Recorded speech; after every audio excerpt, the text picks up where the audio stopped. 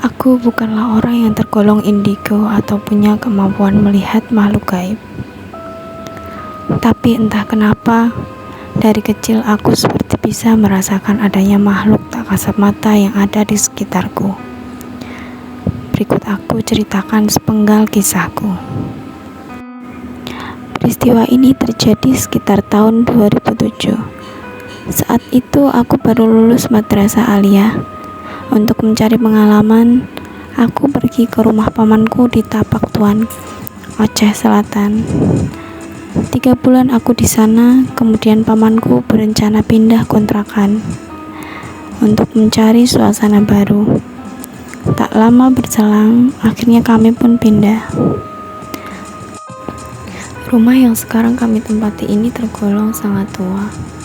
Terdiri dari 2 lantai dan di setiap lantainya hanya ada 1 kamar yang ukurannya menurutku terlalu besar, sekitar 6 kali 6 meter. Sudah puluhan keluarga mungkin pernah ngontrak di rumah itu sebelum kami. Hari pertama kami melakukan bersih-bersih sebelum pindah.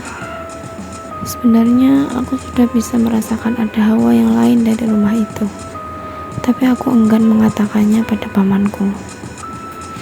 Malamnya, karena kelelahan, aku pun tertidur pulas di kamar atas bersama seorang sepupuku yang cewek, bernama Zahra.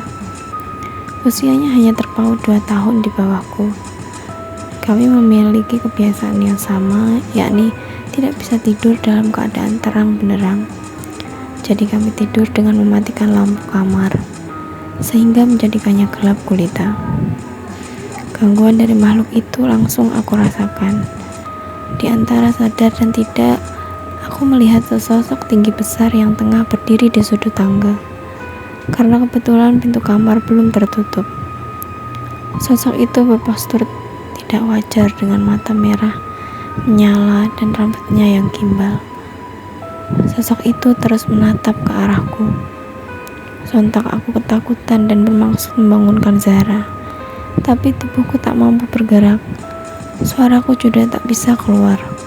Padahal aku sudah berteriak, tapi justru suaraku hanya tercekat di tenggorokan saja. Alhasil aku hanya bisa pasrah dan berdoa sambil memejamkan mata dan sesekali melihat ke arah makhluk itu, berharap makhluk itu sudah tak ada. Beberapa saat kemudian, akhirnya makhluk itu benar-benar lenyap dari pandanganku. Bersamaan dengan berakhirnya ayat kursi yang kubaca, aku pun bisa bernapas lega. Aku lalu membaca doa sebelum tidur dan melanjutkan tidurku kembali. Siangnya, aku melanjutkan rutinitasku seperti biasa dan menganggap itu hanya untuk perkenalan dari makhluk yang lebih dahulu menempati rumah ini sebelum kami. 3 minggu berselang, aku tak lagi mengalami gangguan.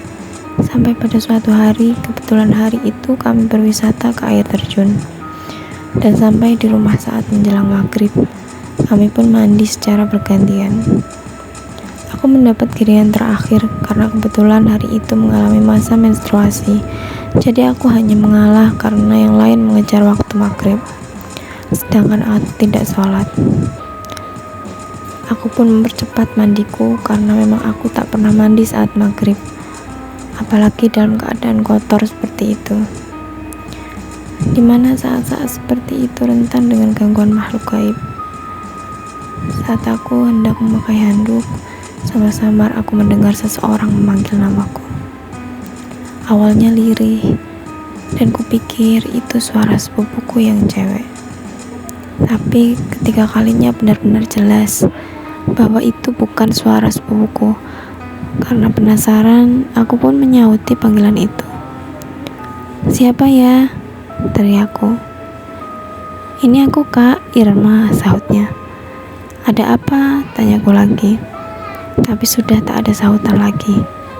Aku pun bergegas mengenakan handuk dan keluar sambil berpikir, siapakah Irma itu?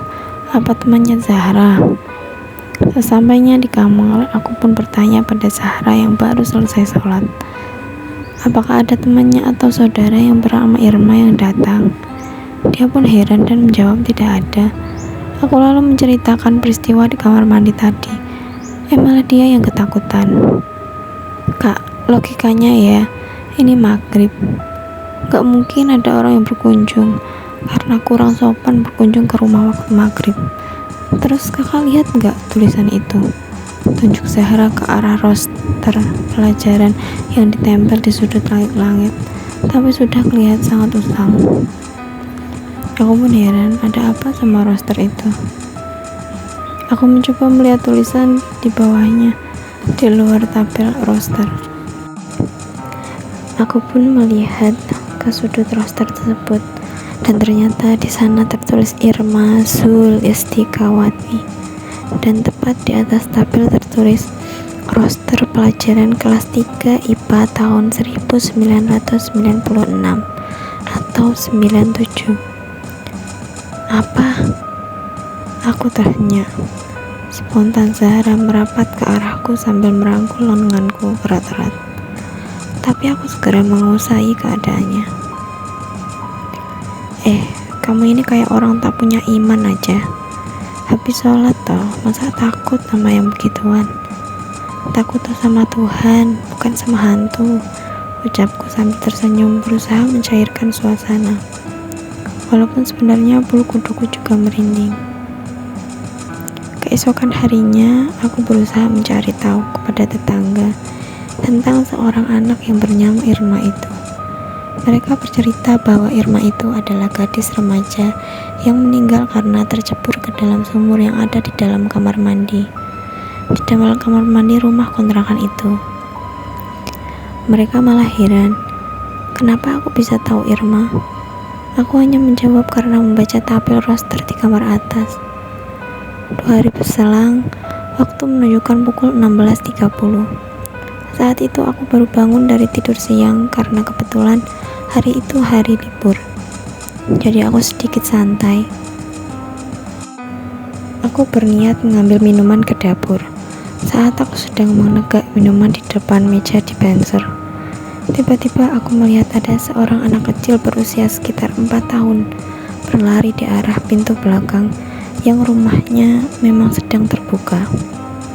Anak itu berlari sambil mendorongku dari belakang, sehingga aku tersedak. Aku pikir itu adalah sepupuku, Haikal, yang masih berusia 4 tahun.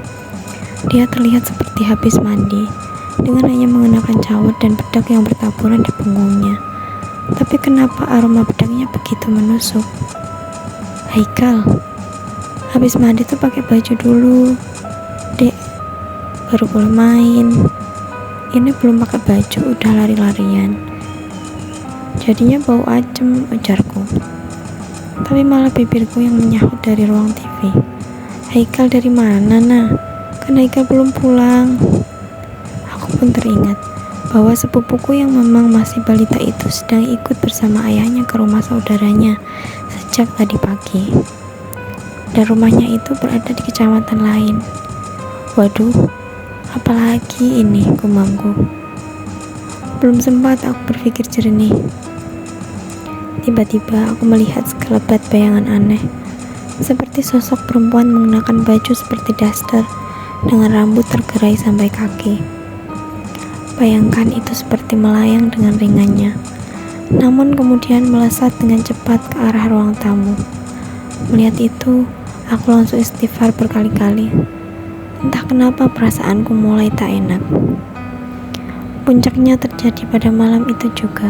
Saat aku mulai terlelap, tiba-tiba aku terjaga karena melihat Haikal yang berlari-lari sambil tertawa di dalam kamarku. Dan saat aku membuka mata, tak ada siapapun di sana. Sengaja aku tak ceritakan ini pada sepupuku Zahra yang tidur sekamar denganku, karena aku yakin dia pasti ketakutan. Aku pun mencoba tidur kembali, walaupun sedikit sulit. Akhirnya aku terlelap. Namun ketenanganku terusik kembali. Aku tidur dalam posisi telentang dan tiba-tiba saja merasakan dadaku sedikit tindih. Merasa sedikit tindih sesuatu, sesak bukan kepalang. Dan tak lama berselang, aku merasakan tubuhku diseret ke bawah.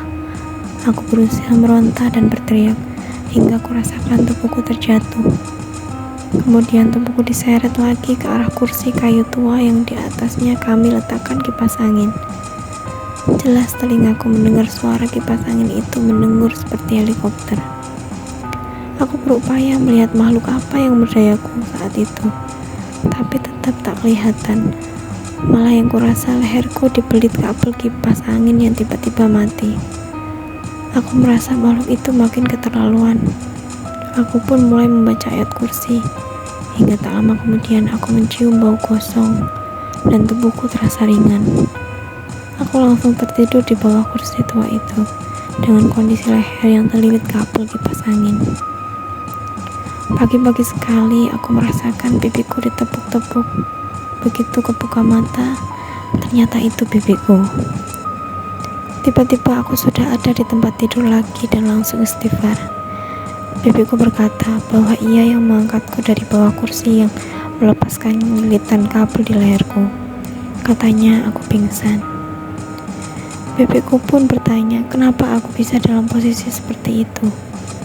Aku pun menceritakan kejadiannya dan dia pun menambahkan bahwa tadi malam tiba-tiba saja Zahra lari dari kamar dan berkata bahwa saat ia memelukku sambil tiduran, bukan aku yang dipeluk, melainkan pocongan yang amat besar.